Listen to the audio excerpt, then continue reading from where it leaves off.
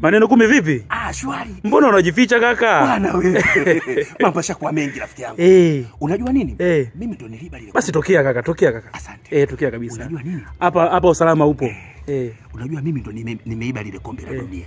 Sasa nilivyoiba kombe la dunia ndio wananitafuta usalama tafu. Unajua lile zito? Zito sana. Tani 18,000 na ndio maana lile wananitafuta, ndio maana utajiri wangu nimeuficha mpaka leo hii. Mbuga zote namiliki mimi.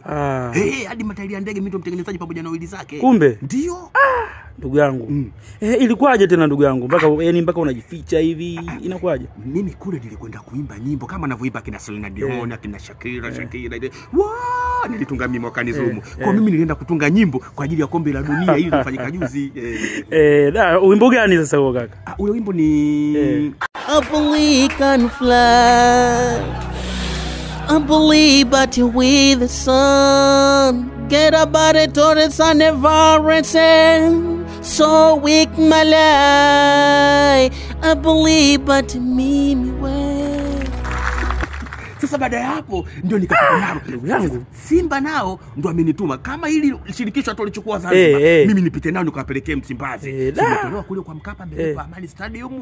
Unajua kugumu Zanzibar. Zanzibar kugumu sana Zanzibar. Lakini sio kesi, mimi nitaliba nitawapelekea watanilipa na wao. Nishaongea na mode huyo.